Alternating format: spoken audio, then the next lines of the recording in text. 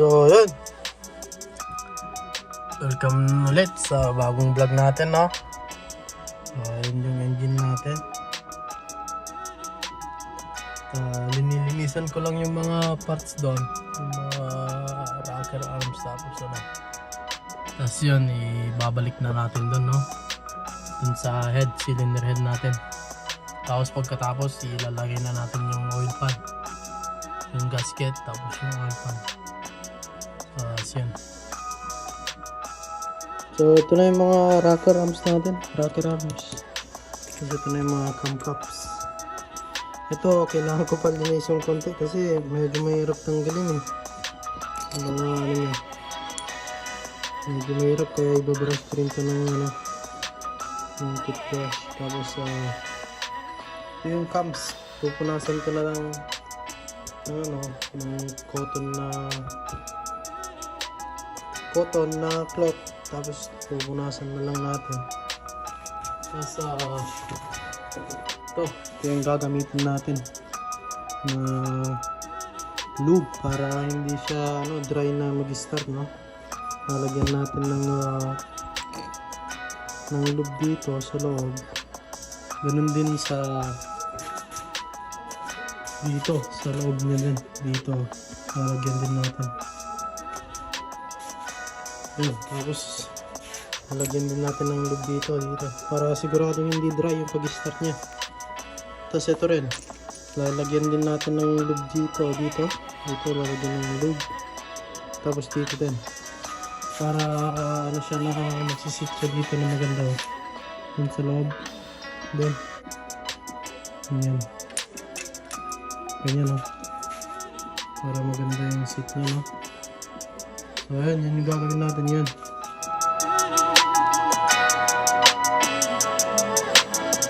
So ayan, nilagay na natin yung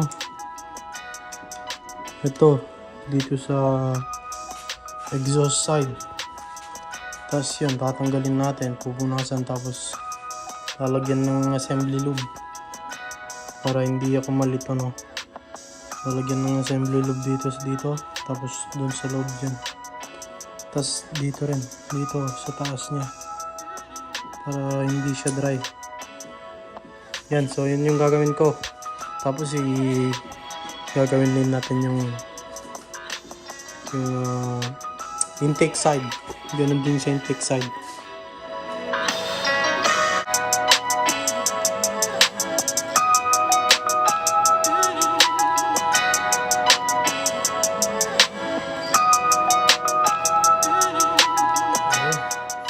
Tapos na natin dito sa exhaust side, no? So dito naman tayo sa intake side. Ganun din. Yung ginawa ko dito, nilagyan ko lang ng assembly lube dito sa loob ng loob. So tapos nilagyan ko din dito sa yung tip ng valve.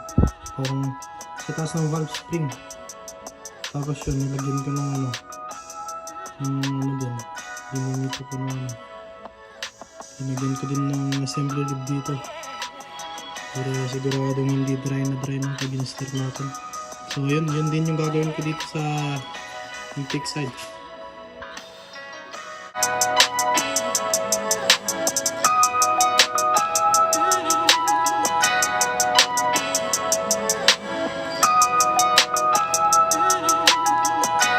So yun, nalagyan na natin, no? Yung intake, tapos yung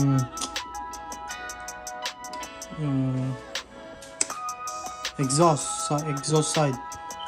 So next naman tayo dun sa camshaft, tapos yung camshaft, tapos yung cam caps.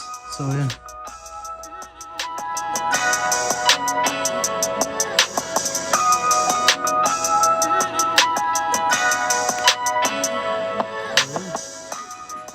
Dito na yung cams. So itong seal dito, cam seal, papalitan natin yung pag nalagyan na natin yung cam caps para matanggal itong cam gear niya, para malinisan yan, para mapalitan ng bago pala.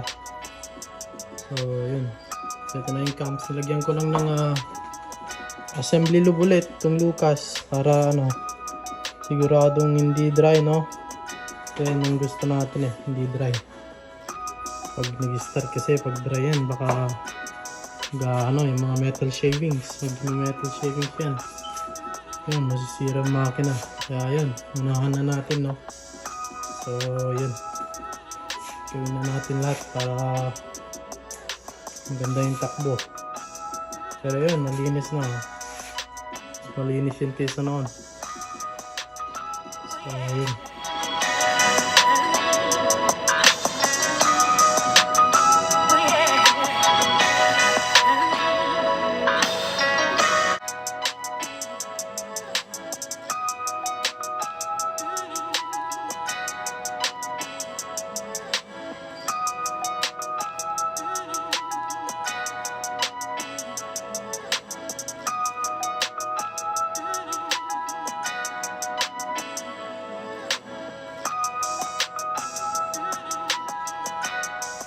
I-torque naman natin itong cam caps. At pag nilagay itong cam caps, make sure nyo na ito. So ito, tingnan mo. May E. Ito yung para sa exhaust. Ito yung exhaust, no? Tapos may I naman. I naman dito para sa intake. Tapos yun yung intake. Tapos yun. Yun yung number 1 nya. Kaya hindi niya mapag-mix to kasi may number 1, 2, 3, 4, 5, 6. Ganito din dito sa intake. Tapos yung arrow nila dapat nagpo-point doon. At yun. Pero kahit ibalitan nyo yung ganito, hindi yan kakasya. Kaya hindi nyo yan mapag-mix. So yun. So yung torque spec nito ay yung first ay 2 foot-pounds. Tapos yung second ay 7.2, pero ilalagay ko 8 pounds. So yun. Tapos yung sequence pala ito. 1, so 1 dito, 2, tapos 3, 4, 5. So yung sequence ay 1, 2, 3, 4, 5, 6, 7, 8, 9, 10, 11, 12. Tapos to, yun nasa labas. So yun yung sequence na gagawin ko. Meron din sequence dyan sa pero yun yung gagawin ko, yun yung nakasanayan ko eh. So yun.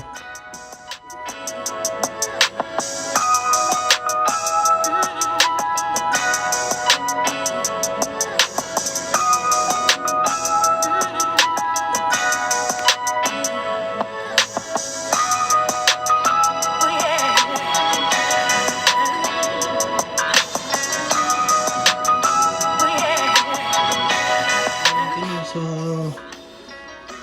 8 pounds. 7.5 sana pero nilagyan ko na ng 8 pounds. So yun, hintayin lang natin mga 15 to 20 minutes bago double check kasi minsan sa experience ko kahit na torque mo na, pag hindi mo inintay double check, minsan lumuluwag yung iba. Kaya yun, mas maganda na yung double check, no, kasi sa hindi. So yun, tingin ko lang mga 15 to 20 minutes tapos double check natin. So yun, tapos na natin yung cam caps, no. Na-torque na natin siya sa 8 pounds. 8 pounds yung nakasanayan ko eh. Wala naman akong naging problema doon. 7 pounds. 7.2 yung recommended pero lagyan ko na lang ng 8 pounds. So yun, baka yung next ay tatanggalin ko na itong sprocket para malagay ko na yung yung cam seal. Ay, sprocket, yung cam gear para malagay na natin yung seal. Tapos yung water pump ilalagay na rin natin. Tapos yung timing belt, yung mga para ready na. Tapos last yung yung yung ano, yung seal dito, yung oil pan. Kasi ileleft ko yun ng mga 1 day para siguradong titigas yung ano, yung titigas yung hagdapan natin, no? So, yun. Yun muna yung update natin para sa ngayon. Salamat sa panonood. Please like and subscribe, no? At yun. Abangan yung mga susunod pang mga vlogs. Salamat sa panonood.